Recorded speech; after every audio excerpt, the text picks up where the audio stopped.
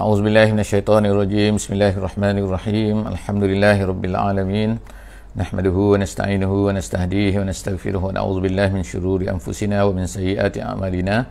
May yahdihillahu fala mudilla lahu wa may yudlilhu fala hadiya lahu. Nasyhadu an la ilaha illallah wa nashhadu anna Muhammadan 'abduhu wa rasuluh. Allahumma salli ala sayyidina Muhammad wa ala alihi wa sahbihi ajma'in. Alhamdulillah, syukur pada Allah Subhanahu wa taala. Salawat dan salam kita panjatkan kepada baginda Nabi sallallahu alaihi wasallam. Alhamdulillah, hari ini kita dapat bertemu kembali di sesi tadabbur harian. Insya-Allah hari ini kita akan bersama-sama di muka surat 267 267. Kita akan bersama-sama insya-Allah di muka surat ini. Kita telah berada di penghujung surah Al-Hijr dan kita akan mula masuk kepada surah yang baru pada muka surah ini 267, itu surah An-Nahl. Kita akan cuba untuk memahami, mentadabbur sedikit daripada surah Al-Hijr, iaitu ayat 91 sehingga ayat ke-99. Dan kemudian kita akan masuk ke surah An-Nahl daripada ayat 1 sehingga ayat yang ke-6 insya-Allah. Kita tengok dulu saki-baki yang masih iaitu lebih kurang 9 ayat daripada surah Al-Hijr insya-Allah di muka surat 267 pada sesi kita pada pagi ini. A'udzubillahi minasyaitonirrajim. Bismillahirrahmanirrahim. Allazina ja'alul Qur'ana 'idin fa warabbika lanas'alannahum ajma'in amma kanu ya'malun. Sadaqallahul azim. Saya telah bacakan tadi ayat 91, 92 dan juga 93 daripada surah Al-Hijr. Kita telah baca sebelum daripada ni, iaitu muka surat 266. Terima kasih yang telah memberikan feedback suara dan juga gambar. Terima kasih banyak-banyak. Kita telah baca sebelum daripada ni muka surat 266. Allah Subhanahu wa taala telah menceritakan bagaimana orang-orang yang dipanggil muqtasimin, iaitu menurut pandangan sebahagian besar daripada ulama mengatakan muqtasimin dalam muka surat 266 sebelum daripada ni, maksudnya ialah itu orang-orang Yahudi dan juga orang-orang Kristian, yang mana mereka ni telah diberikan kitab Taurat dan juga Injil kepada mereka, tetapi mereka ini digelar oleh Allah Subhanahu wa taala sebagai muqtasimin. Muqtasimin artinya iaitu orang yang memisah-misahkan, membeda-bedakan, mengambil apa yang mereka nak dan meninggalkan apa yang mereka tak nak.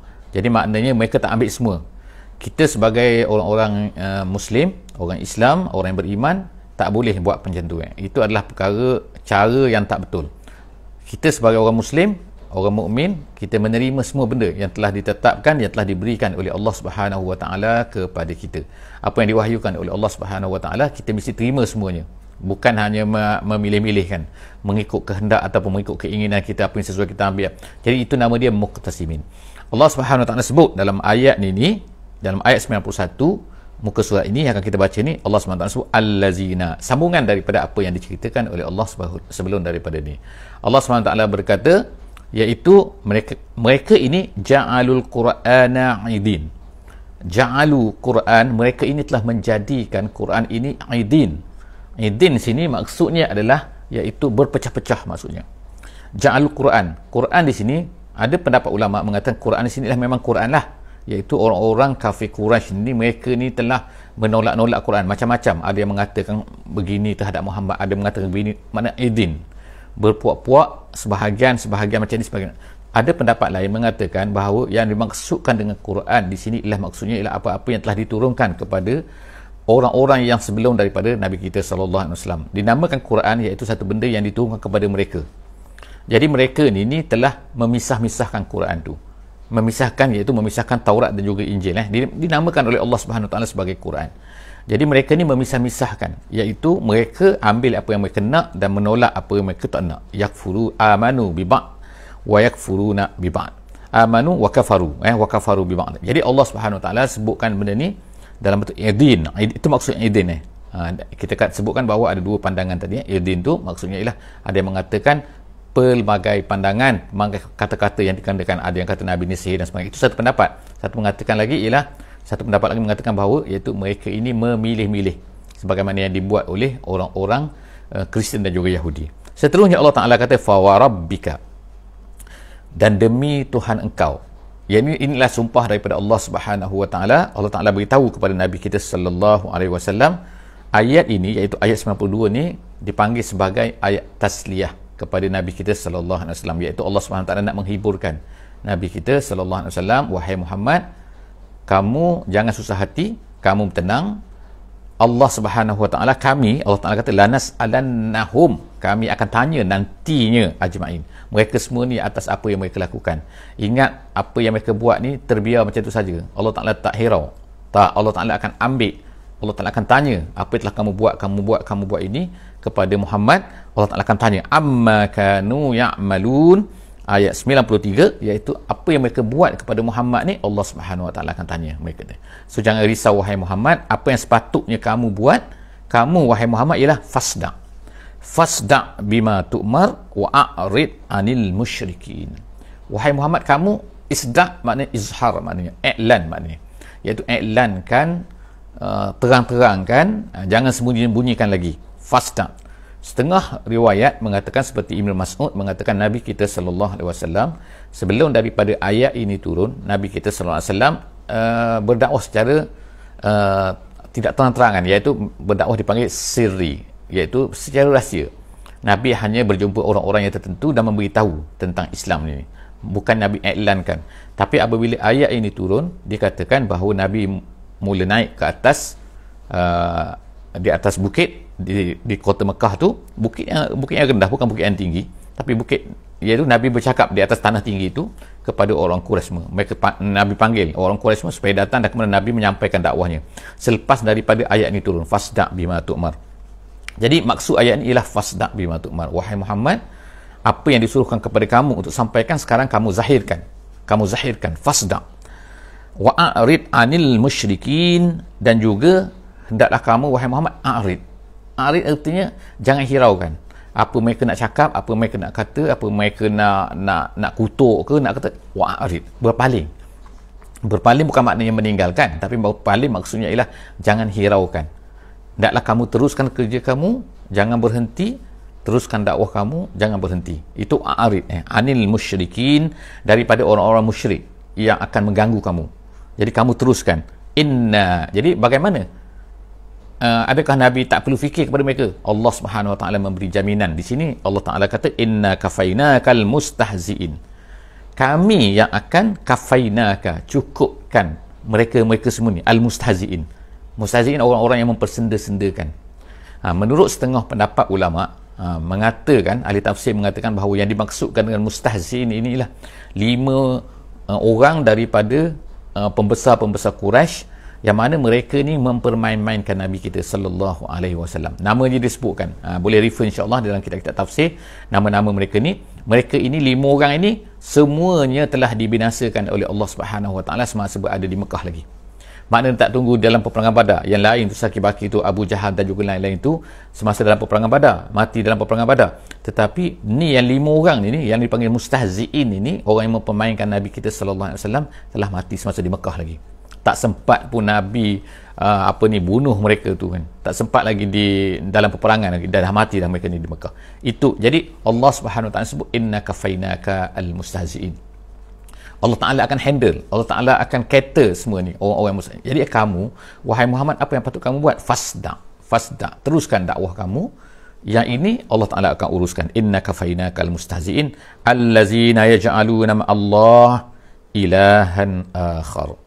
Allah Ta'ala sebutkan sifat-sifat mereka ni, sifat-sifat orang-orang yang mempersenda-sendakan kamu ni. Mereka ni telah menjadikan ma'allah ilahan akhar. Bukannya mereka menolak Allah Subhanahu wa ta'ala, tetapi Allah Ta'ala sebut sini mereka ni menjadikan di samping Allah Subhanahu wa ta'ala, maknanya bersama-sama dengan Allah itu.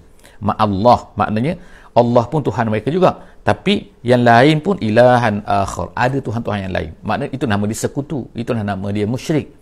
Musyrik ni bukan yang menolak Allah SWT 100%. Mereka ni masih lagi yakin, mereka tahu ada Tuhan bernama Allah, tapi mereka menjadikan berhala-berhala ni sebagai syirik mereka. Jadi sebab tu dia dipanggil musyrik. Dia lain daripada orang yang langsung menolak Tuhan ni, seperti komunis dan sebagainya. Komunis, etis ke dan sebagainya, tak percaya kepada Tuhan langsung ni. Ini orang-orang musyrik ini, mereka masih percaya kepada Allah. Ayah Nabi kita sallallahu alaihi wasallam namanya ialah Abdullah. Abdullah itu makna hamba Allah, maknanya diberi nama oleh Abdul Muttalib, iaitu datuk Nabi SAW. Jadi maknanya orang-orang Quraisy ni, mereka ni masih lagi percaya kepada Allah, tapi mereka ni syirik. Jadi, sebab itulah Allah Ta'ala sebut sini, mereka yang menjadikan Allah bersama-sama dengan Allah ilahan akhar, Tuhan-Tuhan yang lain. Kemudian Allah Ta'ala kata fasawfa ya'lamun, nanti mereka akan tahulah, nanti mereka akan tahu apa yang akan terkena kepada mereka balasan Allah Subhanahu Wa Ta'ala. Jadi Allah Ta'ala tak sebut, tapi Allah Ta'ala sebut akan fasawfa ya'lamun, itu sebenarnya adalah satu amaran. Allah Ta'ala kata nanti tahulah, nanti tahu. Kalau kita pun bercakap macam tu kan, nanti tahu, maknanya itu adalah satu amaran. So amaran ini, sebab itulah orang-orang yang terkena amaran ni, mereka sangat-sangat takut mereka rasa terbayang-bayang akan terkenalah kepada mereka amaran daripada Allah Subhanahu Wa Taala. Sebab mereka pun percaya juga kadang-kadang tu kan, setengah-setengah benda ni. Jadi Allah Subhanahu Wa Taala sebut walaqad na'lamu, Allah Taala sebut selepas daripada tu. Adakah Nabi kita ni sallallahu alaihi wasallam apabila dikutuk, apabila dihentam, apabila dibuat perkara-perkara yang teruk kepada baginda oleh orang Quraisy ni, adakah baginda ni tak rasa apa-apa? Mesti terasa, sebab Nabi kita sallallahu alaihi wasallam juga adalah seorang manusia kan. Jadi apabila dikutuk, apabila dicela, apabila dibuat apa-apa, nescaya Nabi kita pun akan terasa sebenarnya kan. Jadi sebab itulah Allah SWT sebut di sini, Allah Ta'ala sebut walaqad na'lamu, sesungguhnya kami tahu, annaka yadhiqu sadruka, sesungguhnya sempit dada kamu. Jadi Nabi kita pun terasa sempit dada, terasa juga kan, terasa, takkanlah tak terasa langsung. Jadi terasa. Jadi Allah Ta'ala ceritakan, ini juga adalah sebagai tasliah kepada Nabi kita sallallahu alaihi wasallam, iaitu menggembirakan, menghiburkan. Memang Allah Ta'ala kata kami tahu apa yang kamu terasa, yadhiqu sadruka bima yaqulun, dengan apa yang mereka katakan. Maknanya kata-kata mereka tu, mereka kata macam ni, mereka kata macam ni, mereka kata macam ni kepada kamu ni, wahai Muhammad, kutuknya mereka ni kepada kamu, dan mereka ni mengizak kamu, mereka buat macam mereka takzik kamu, istihzak kamu dan macam-macam tu. Sebenarnya kami tahu, kamu terasa. Tetapi Allah Subhanahu Taala kata selepas tu, kalau kamu dah terasa, kamu mesti buat benda ni kan, fasda, kamu tak boleh berhenti daripada apa yang kamu buat. Itu adalah memang kerja kamu, itu suruhan Allah SWT pada kamu. Jadi mereka akan kata, jadi apabila kamu menghadapi keadaan-keadaan macam ni, apa yang patut kamu buat? Allah SWT kata fasabbih bihamdi rabbik, hendaklah kamu tasbih, dan kemudian hendaklah kamu tasbih dengan hamdi rabbik, iaitu dengan memuji Allah Subhanahu Wa Taala. Maknanya ialah dengan mengatakan, iaitu subhanallahi wa bihamdih, subhanallahi wa bihamdih, itu maknanya fasabbih bihamdik, makna wahai Muhammad, bertasbihlah kamu kepada Allah subhanallah, kemudian wa bihamdihi, yani bihamdi rabbik, wa kun minas sajidin, dan hendaklah kamu terus menjadi orang-orang yang as-sajid. As-sajid maknanya al-musallin, iaitu orang-orang yang bersembahyang. Maknanya iaitu mendekatkan diri kepada Allah Subhanahu Wa Taala. Jangan jauhkan diri kepada Allah walaupun kamu ni terkena macam ni, terkena mereka kata macam-macam kan.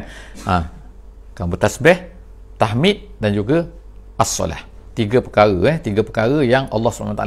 Jadi ulama-ulama mengatakan, kalaulah kita ni terkena kutukan, kena apa-apa kan, ini adalah merupakan obat yang paling mujarab sekali, iaitu bertasbih dengan memahamilah, bukan bertasbih tasbih tanpa faham makna kan, tasbih dengan faham makna, kemudian tahmid dengan faham makna, dan kemudian bersolat, iaitu mengerjakan solat. Itu tiga perkara yang diajar oleh Allah Subhanahu Wa Taala di dalam ayat ini, iaitu ayat yang ke-98 daripada surah Al-Hijr.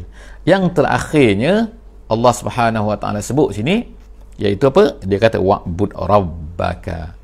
Ayat yang terakhir, ayat yang ke-99 daripada surah Al-Hijr, Allah Subhanahu Wa Taala kata wa'bud rabbaka, hendaklah kamu memperhambakan diri kamu kepada Tuhan kamu, hatta ya'tiyakal yaqin, sehinggalah datang kepada kamu al-yaqin. Sehingga datang al-yaqin di sini maksudnya ialah al-maut, artinya ialah mati. Maknanya jangan berhenti, berterusanlah kamu dalam keadaan kamu ini memperhambakan, menjadi hamba Allah Subhanahu Wa Taala. Maknanya apa yang dibuat oleh orang kafir, halangan-halangan yang dibuat oleh orang kafir, janganlah kamu ni berhenti. Kamu hendaklah menjalankan tugas kamu, menjalankan tanggungjawab kamu, iaitu berdakwah kepada manusia, sehinggalah kamu ni mati. Bukanlah sehingga kamu ni yakin. Ada memang setengah-setengah pendapat yang telah dikufurkan oleh para ulama, iaitu orang-orang yang dia kata makna al-yakin di sini adalah makna al-ma'rifah, iaitu sehingga kamu kenal Allah. Bila kamu sampai tahap kenal Allah, kamu tak perlu lagi sembahyang dan sebagainya kan. Itu adalah merupakan ajaran sesat yang dikafirkan oleh sebahagian besar daripada ulama. Jadi Alhamdulillah, kita telah tamat surah Al-Hijr dan insya-Allah kita akan mula masuk kepada surah An-Nahl. Surah An-Nahl ini adalah satu surah yang diturunkan oleh Allah Subhanahu Wa Taala yang mempunyai perbezaan agak berbeza sikit daripada surah Al-Hijr. Surah Al-Hijr adalah merupakan surah penjagaan, kita katakan. Surah sebelum daripada itu surah Ibrahim yang merupakan nikmat, menceritakan nikmat Allah Subhanahu Wa Taala. Dalam surah Ibrahim, Allah Subhanahu Wa Taala menceritakan tentang nikmat-nikmat yang paling besar yang diberikan oleh Allah SWT kepada makhluknya, iaitu al-Islam dan juga al-Iman. Di dalam surah An-Nahl ini, surah An-Nahl bermakna lebah. Kita akan tengok bahawa Allah SWT menyebutkan di dalam surah An-Nahl ini tentang nikmat. Jadi tema keseluruhan kepada surah An-Nahl, surah lebah ni, ialah An-Ni'mat. Nikmat apa? Iaitu pelbagai-bagai nikmat yang Allah Ta'ala berikan kepada manusia. Nikmat sama ada nikmat tu dalam bentuk binatang, nikmat tu dalam bentuk bintang-bintang, nikmat dalam bentuk matahari, nikmat dalam bentuk bumi, nikmat dalam bentuk hujan, nikmat kesihatan. Semua sekali nikmat disebutkan, dibicarakan oleh Allah Subhanahu Wa Taala di dalam surah ini, iaitu surah An-Nahl. Nak ceritakan, surah ini adalah Makkiyah, diturunkan kepada Nabi kita sallallahu alaihi wasallam semasa Nabi kita berada di Mekah, dan dia nak menceritakan kepada Nabi bahawa banyaknya nikmat-nikmat yang Allah Ta'ala berikan kepada manusia, tapi ramai manusia yang tidak bersyukur. Jadi insya-Allah kita akan tengok sama-sama surah An-Nahl, surah lebah. Dan kenapa dinamakan sebagai lebah? Kerana lebah ini adalah merupakan satu nikmat Allah Subhanahu Wa Taala. Kalau manusia memerhatikan tentang lebah, mengeluarkan madu dan sebagainya, maka kita akan tengokkan bahawa dia ni adalah merupakan salah satu daripada nikmat yang besar yang Allah Ta'ala berikan kepada manusia untuk kehidupan manusia. Insya-Allah, bismillahirrahmanirrahim. Allah Subhanahu Wa Taala memulakan surah lebah ini, surah An-Nahl ini, dengan ata amrullah fala tasta'jilu. Allah Subhanahu Wa Taala berkata, telah datanglah amrullah fala tasta'jilu. Mula-mula start kita tengok kan surah ni, surah An-Nahl ini terus disebut kata ata amrullah, telah datang amrullah. Amrullah ini terjemahan ialah urusan Allah, tapi maksud ini terdapat beberapa pandangan ulama tafsir. Apakah yang dimaksudkan telah datang amrullah?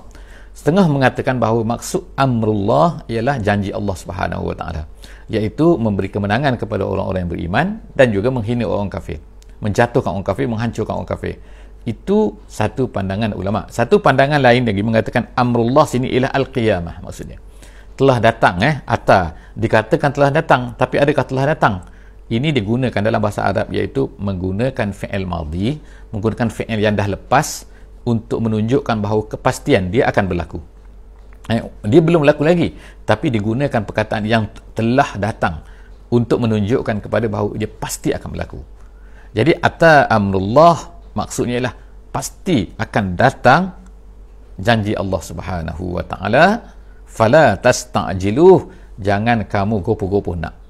Kenapa Allah Ta'ala sebut gopoh-gopoh nak ni? Kerana orang-orang kafir minta kepada Nabi kita sallallahu alaihi wasallam, minta, mana dia, apa yang kamu janjikan, mana dia, kamu kata kamu akan menang, mana dia, kamu kata hari kiamat, mana dia, kami akan dibangkitkan, mana dia. Jadi macam-macam mereka ni minta kepada Nabi kita sallallahu alaihi wasallam. Jadi Allah SWT kata ata amrullah, akan datang nanti, akan datang. Jangan risau, akan datang nanti janji Allah itu. Janganlah kamu gopoh-gopoh nak. Subhanahu wa ta'ala amma yusyrikun, maha suci Allah Subhanahu wa ta'ala dan maha tinggi ta'ala amma yusyrikun, daripada apa yang mereka syirikkan. Seterusnya Allah SWT pun sebutlah apa kekuasaan Allah Subhanahu wa ta'ala dalam ayat yang kedua, yunazzilul malaikata birruh. Allah SWT kata dia telah menurunkan al malaikata. Maksud malaikata di sini ialah, minta maaf tak teralih okey. Jadi Allah SWT sebut sini yunazzilul malaikata, dia telah menurunkan al malaikata. Maksud sini adalah Jibril alaihi salam. Kenapa digunakan malaikah untuk menunjukkan kepada Jibril? Kerana kehebatan Jibril itu seolah-olahnya dia adalah mewakili seluruh malaikat. Jadi sebab itulah digunakan menggunakan perkataan malaikat untuk mereferkan kepada Jibril. Kemudian birruh sini adalah maksudnya dengan wahyu. Ar-ruh sini maksud wahyu. Ada dalam beberapa ayat lagi, beberapa tempat lain yang menunjukkan bahawa ruh ni ialah mana. Apa kaitan ruh dengan wahyu? Kerana menurut penjelasan ulama, ruh ni apa? Iaitu menghidupkan badan. Dia menghidupkan manusia. Kalau ada ruh, dia akan hidup. Tak ada ruh, dia akan mati. Jadi begitulah juga dengan wahyu. Wahyu ni dia menghidupkan jiwa manusia. Jadi sebab tu ulama kata ialah malaikat ni datang membawa ruh seolah-olah, iaitu menghidupkan satu benda yang menghidupkan manusia. Hati manusia itu akan menjadi hidup. Jadi yunazzilul malaikata birruh min amrihi, dengan arahan daripada Allah Subhanahu wa taala, ala man yasha, kepada sesiapa yang dia nak beri. Maknanya Allah SWT memilih siapa-siapa yang nak jadikan sebagai nabi, sebagai rasul, maka Allah Taala berikan. Maknanya janganlah kamu kata kenapa orang ni, kamu pula yang memilih. Allah Taala lebih tahu kenapa dia memilih Muhammad untuk menjadi rasul. Jadi kamu ni janganlah pandai-pandai akan mengatakan min ibadi. Allah Taala kata ala man yasha min ibadihi, daripada sesiapa saja daripada orang-orang yang dikehendaki daripada hamba-hambanya.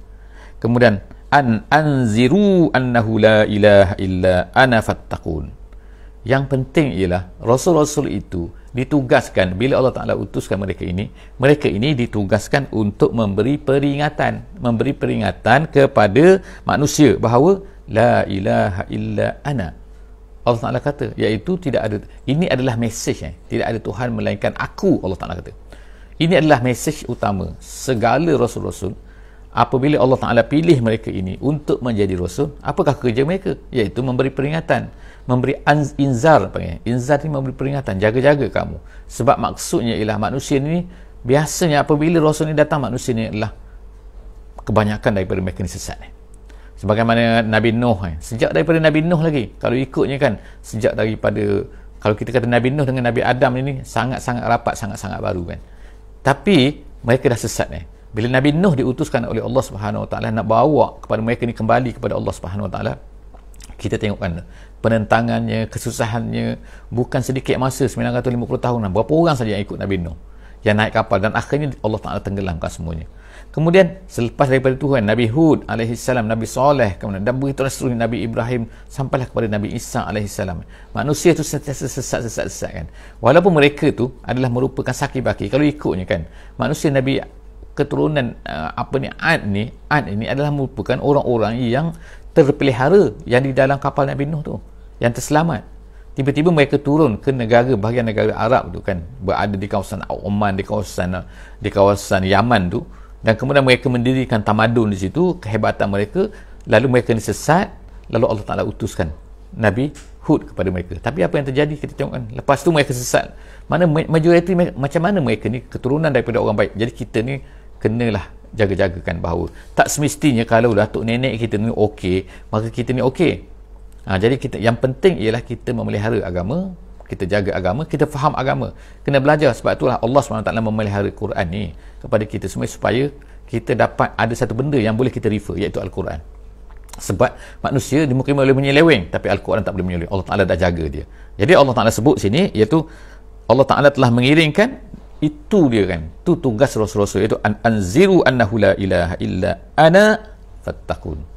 Kemudian ayat yang ketiga, khalaqas samawat. Allah Ta'ala kata khalaqas samawati wal arda bil haqqi. Allah Ta'ala telah menjadikan langit dan juga bumi ini bil haqqi. Maksud bil haqqi di sini ialah maknanya tidak sia-sia. Maknanya bil haqqi iaitu ada sebabnya, ada reasonnya, ada hikmahnya, ada.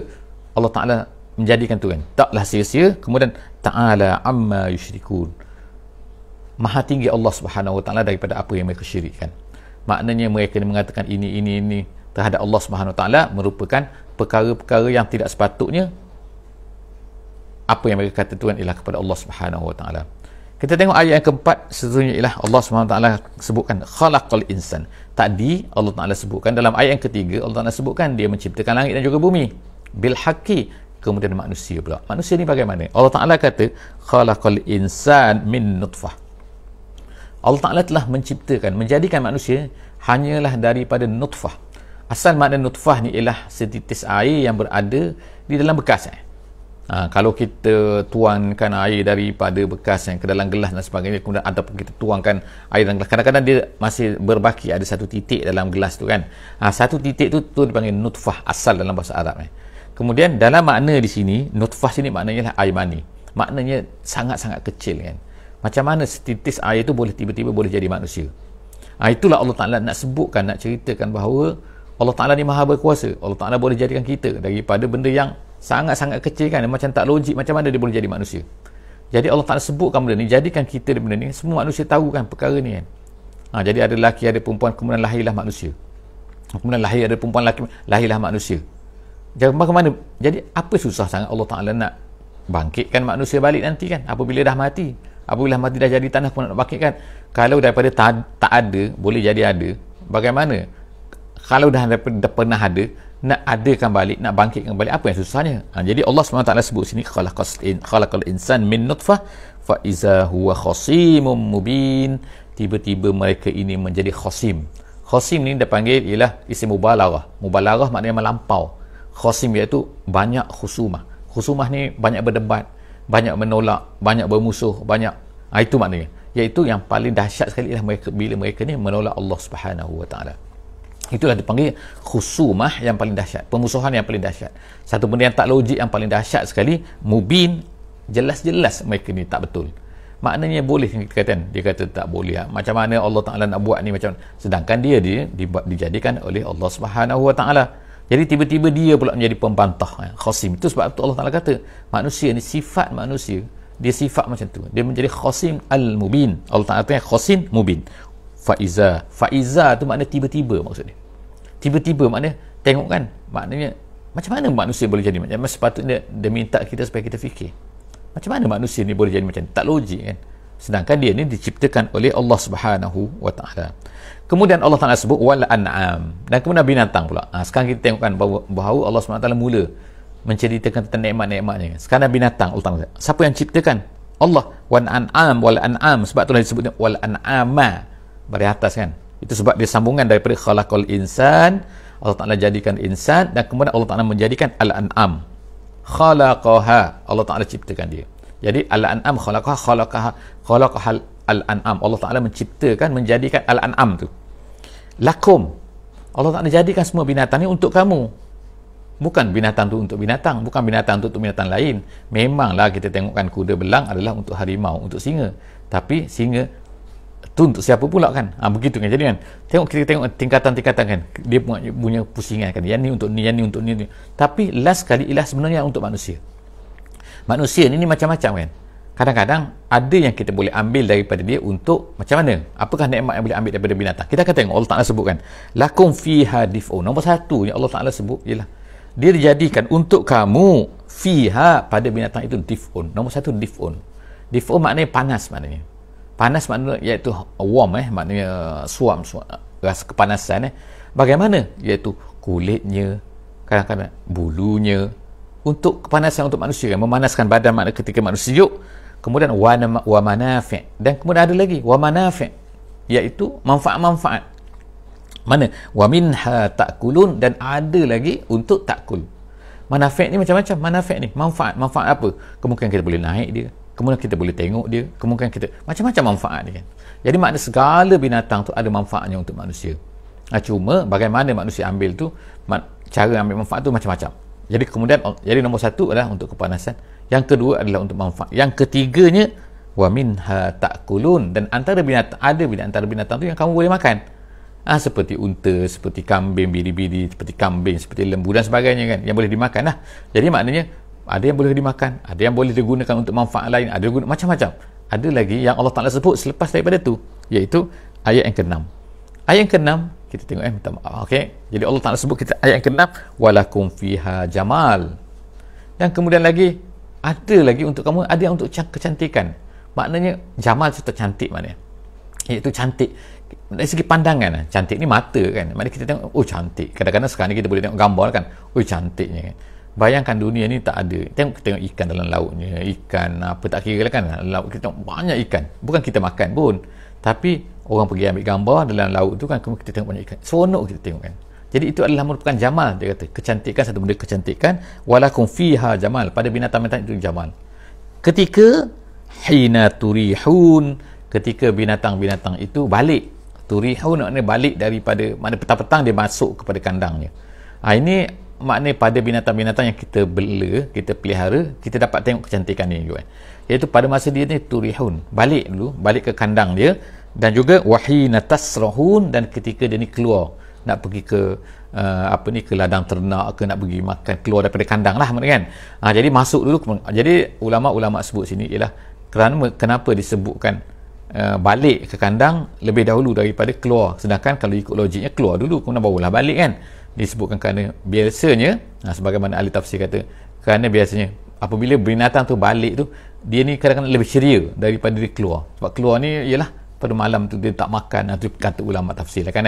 Kenapa hikmah disebutkan turihun sebelum daripada tasrahun. Jadi yang penting kesimpulan, ketika binatang tu berjalan, ketika binatang tu bergerak, ramai-ramai pergi ke sana kemari kan, kita akan tengok keindahan di situ kan. Jadi bahkan zaman sekarang ni kita boleh tengok macam-macam. Apa yang dulu kita tak boleh tengok, kita boleh tengok YouTube, kita boleh tengok ni kan, binatang-binatang yang dulu kita tak perlu menyelam untuk tengok ikan dalam laut. Kita tak perlu naik pergi ke Afrika untuk tengok binatang-binatang di savana dan macam-macam lagi kan. Jadi maknanya kita tak perlu pergi ke zoo untuk tengok binatang, kita boleh tengok semua dalam internet kita kan, jadi itu adalah merupakan kurnia Allah SWT. Yang penting Allah SWT sebut sini lah, semua itu adalah nikmat untuk kamu, nikmat untuk mata, nikmat untuk badan, nikmat untuk makan, nikmat untuk macam-macam, nikmat untuk fizikal kita, untuk mental kita dan sebagainya.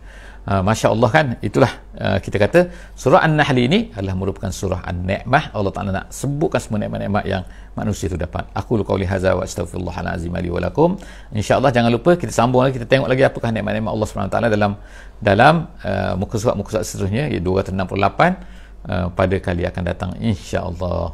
Jangan lupa untuk share, jangan lupa untuk beri link kepada kawan-kawan semua, dan jangan lupa untuk follow, jangan lupa untuk subscribe insya-Allah, dan beri komen insya-Allah. Aku qauli hadza wa astaghfirullahal azim li wa lakum. Bismillahirrahmanirrahim. Wal 'asri innal insana lafi khusr illa allazina amanu wa 'amilus solihat wa tawasaw bil haqq wa tawasaw bis sabr. Assalamualaikum warahmatullahi wabarakatuh.